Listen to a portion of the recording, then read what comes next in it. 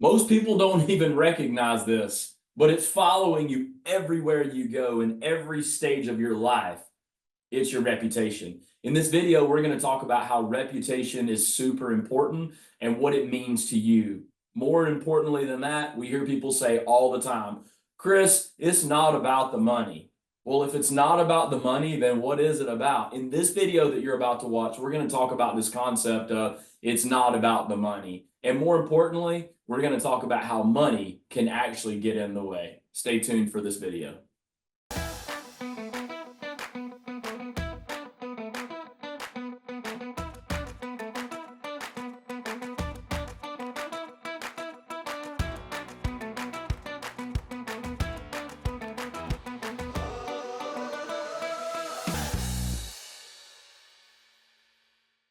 You said something, and I'm just going to ask because I think sometimes this is kind of the way people think. You said this ain't about the money, and people would say, well, that's a cop out, right? Well, that's a cop out. You can't say it's not about the money, then why you do it, right? Yeah. And it goes back to that, I asked the question about gurus, right, in the industry. Like, why would someone look down upon another business or person who has the intention of helping someone else and getting paid for that service? Right, yeah.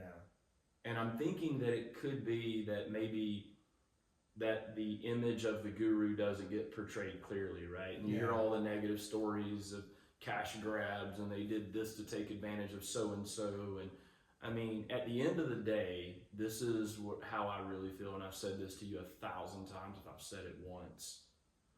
I believe one thing that really separates us apart is our reputation. Yes. And I'll never forget this because as a kid, my grandfather told me that. That's one thing. And it was really, the old saying is like, hey boy, one thing I gave you was your last name. You better keep it clean. It's like, my family actually has a really good name, right? They have a good reputation in town, in the town that I'm from. Fast forward that, what exactly do you think creates a reputation for people? Like, quote, the reputation, what is it, the old saying, like the reputation succeeds them or whatever, kind of follows them. And I believe this. Maybe I'm way off. You may be like, yeah, dude, you're living in a fantasy world, but I've said I don't think you'll ever find anybody in the market ever, that past or present, that we've worked with that said those guys are crooks or those guys hurt me or took advantage of me. You might hear people say, yeah, it just didn't work for me, but I don't know that you're going to find anybody to say that about us. And I think it goes back to our reputation. Yeah, and it's important to both of us, and I think that goes through our core values, and when we look at operating with integrity and winning together, I think these are things that matter to me independently and matter to you independently, and it's why we were told by other people. You and I didn't go out and find each other. We were told by multiple other people that we needed to play the game together, right? And the thing is, you might find some people that go, whatever that might look like. I don't know.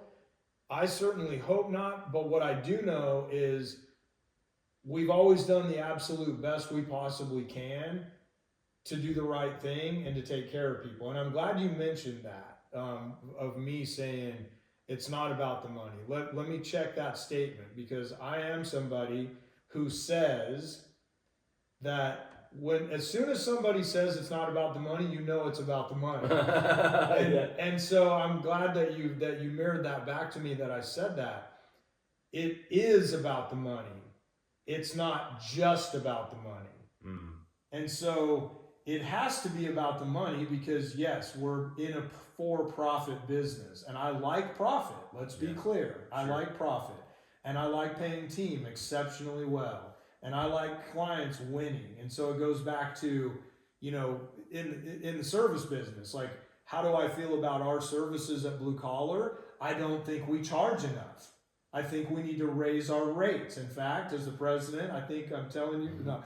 But it's like, because what we do is not a cost. it's actually, it pays dividends. It's literally buying future revenue every interaction you have with our organization. And so every compounded, I'll say, interaction. And so I think that I've always been, you know, going back to unique ability. I was the kid on the playground that could go over to the hoods and smoke a cigarette and still make baseball practice on time to be the catcher on the baseball team. And so I'm not saying that's right, but I was able to get along with everybody, and I've brought that into my professional career. And once it became even easier once I was able to set more ego aside. And, you know, I have no hard feelings with people that have sued us in this business, competitors that, you know, trademarked different things from your previous employer who we have not named, you know, sent me cease and desist when I was in the service business over taglines that I was using and different things. And hey, everybody's got to do their thing, and that's okay. I just really always want to do what's right, and I'm not going to let, you know, it goes back to, I'll go deep for 1 second. When my father was killed, I was 21 years old. I was in the military, and we were on a 30-day leave exercise.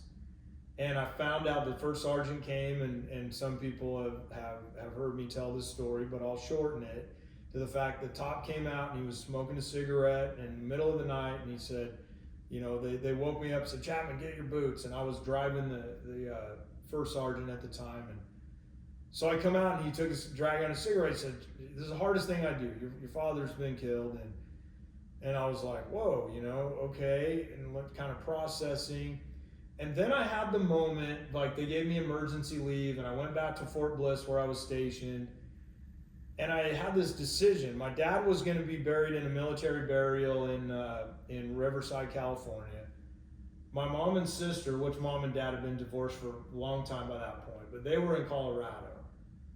And I didn't have the money to do both things.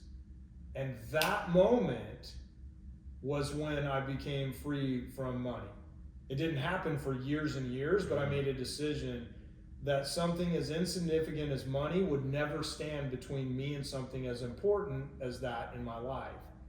And if I'm parting ways with a client, money's not important to me. It's how people feel. Now, when we're helping people win, pay us a lot of money, because I'm helping you win. You wouldn't be where you are without implementing our strategies. It's not about us, it's about implementation. But those are the things, and I think that's where we, you know, and when you have certain levels of health in the organization, in the service business, you know, go back to my original mentor, Frank Blau, make chargebacks or refunds part of the income statement. Then you don't have to stress out. Everybody pays a little bit, right? You know, all those types of things. And I think it's just, I really care about people. I really do. It's the cliche of I want everybody to be happy. What I had to learn as a coach is everybody doesn't want to be happy. Everybody doesn't want to do what they say they want to do. And sometimes you want it more for them than they want it for themselves. And it's easy to pin it on you. Yeah. Than it is. And that's why some of the people that, you know, if you mentioned this guru thing, some of the people probably bashing the gurus are the people that have been in every organization and worked with every thought leader or you know, person out there. Like when you I'm sure you've seen it as we've grown blue collar, when like, well, who else have you worked with? Well, I've worked with them and them and them and them. Look, we're not your next stop. Like, all of those are great organizations. If you can't find value in something that, we might be a different culture fit for you, but yeah, you know what I mean? Like, it's kind of one of those type of things, I think.